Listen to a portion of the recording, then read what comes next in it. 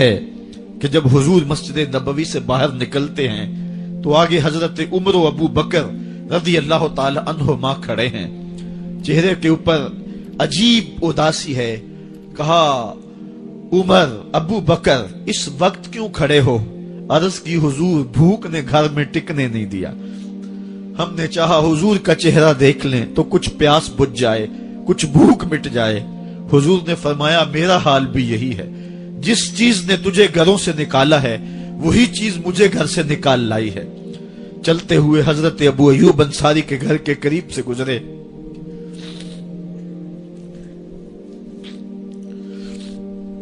حضور کی خوشبو پا کے وہ باہر آ گئے۔ عرض کی بندہ نواز آج میرے مہمان نہیں بنتے؟ حضور نے کہا تمہاری مرضی۔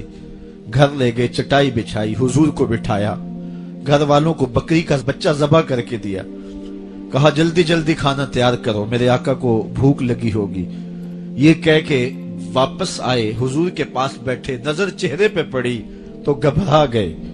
نکاحت کے آثار اتنے واضح تھے کہ سمجھ آ رہی تھی کتنے دنوں سے حضور نے کچھ نہیں کھایا۔ اٹھ کے باغ میں چلے گئے، کھجوروں کا خوشہ توڑا، حضور کے سامنے رکھا، کہا بندہ نواز جب تک کھانا تیار نہیں ہوتا یہ کھجوریں تناول فرمائیں۔ تھوڑی دیر کے بعد کھانا دسترخوان پہ لگ گیا، حضور سے عرض کی گئی حضور آئیں کھانا تناول کر لیں۔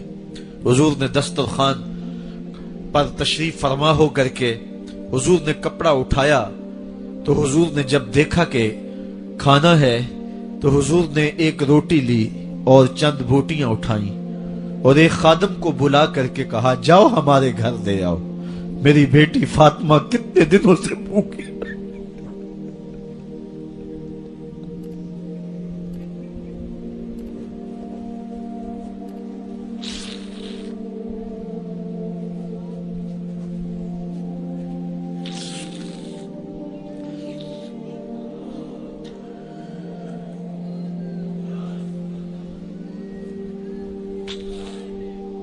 کہا جاؤ ہمارے گھر دے آؤ، میری فاطمہ کتنے دنوں سے بھوکی بیٹھی ہوئی ہے۔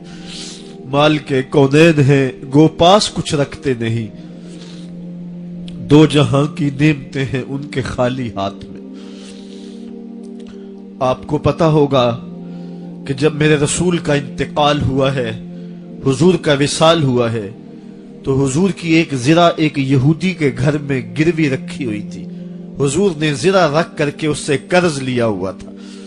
یہ اسلام کی غربت کی کہانی ہے، اور پھر اللہ نے اسلام کو امارت کے رنگ بھی دیے۔ آؤ تمہیں کہانی سناؤں، حضرت عدی بن حاتم روایت کرتے ہیں، صحیح بخاری میں روایت ہے۔ یہ حاتم تائی کے بیٹے ہیں، کہتے ہیں میں حضور کی خدمت میں حاضر ہوا، ایک شخص آیا، کہنے لگا حضور غربت نے میرا برا حال کر دیا ہے، اور اس نے شکایت کی غربت کی، پسماندگی کی اور اپنی معاشی بدحالی کی۔ پھر ایک شخص آیا، کہنے لگا حضور میرے پاس دولت تو ہے لیکن میں نے جس منزل پہ جانا ہے راستہ پر خطر ہے، تو میرے لیے کیا حکم ہے کہ میں کیسے راستہ طے کروں؟ تو یہ دو لوگوں نے یہ باتیں کی تو حضرت عدی کہتے ہیں کہ حضور نے روئے سخن میری جانب موڑا اور میری جانب مخاطب ہو کے کہا عدی تو نے ہیرا دیکھا ہے؟ عدی کہتے ہیں میں نے عرض کی حضور دیکھا نہیں، سنا ہے، ہیرا یہ شہر ہے عراق کا۔ تو حضور نے فرمایا عدی تو نے ہیرا دیکھا ہے؟ میں نے کہا نہیں حضور دیکھا نہیں، اس کا تذکرہ سنا ہے۔ فرمایا عدی اگر اللہ تجھے زندگی کی مہلت دے تو ہیرا سے ایک خاتون چلے گی، تو اپنی آنکھوں سے دیکھے گا اور مکے تک پہنچے گی اور اللہ کے گھر کعبہ کا طواف کرے گی، اور اس کو ہیرا سے لے کر کے مکے تک اللہ کے علاوہ کسی کا ڈر نہیں ہوگا۔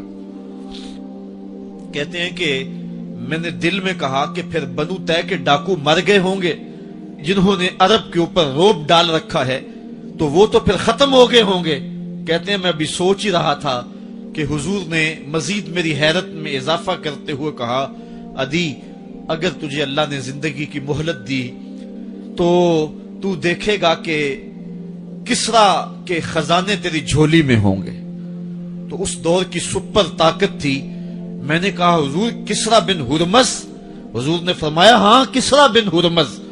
कहते हैं कि हुजूर ने फिर फरमाया दी अगर तू जिंदगी पाई तो तू वो दिन भी देखेगा कि एक शख्स ज़कात की रकम लेकर के, ज़कात की चांदी लेकर के, ज़कात का सोना लेकर के निकलेगा और उसको कोई ज़कात का मुस्तहिक ही नहीं मिलेगा।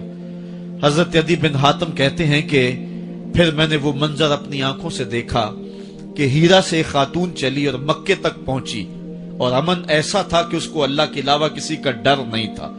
फिर वो लम्हे भी मैंने देखे कि किसरा बिन हुरमज के खजाने मस्जिद नबवी के बाहर पड़े हुए हैं।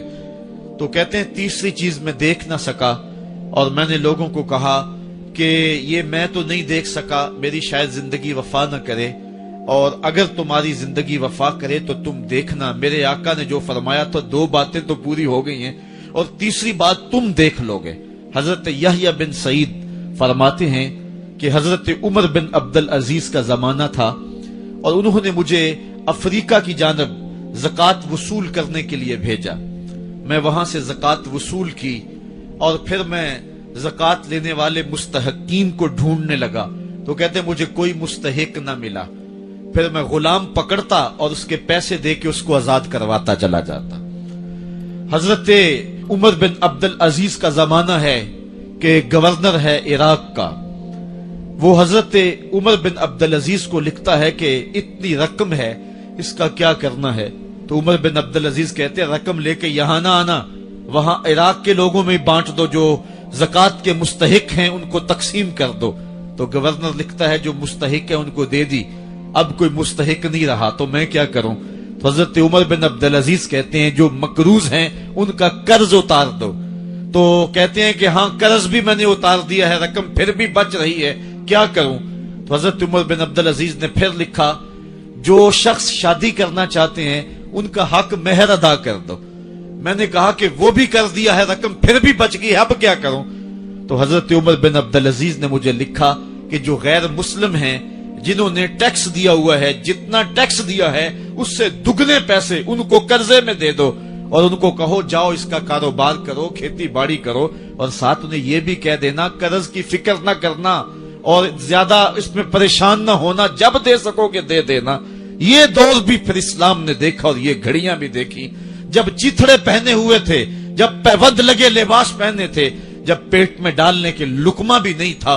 अल्लाह का दीन उस वक्त भी गालिब था और जब गलियों के अंदर रेशम बिखरा हुआ होता था कोई उठाने वाला नहीं था, दीन उस वक्त भी गालिब था।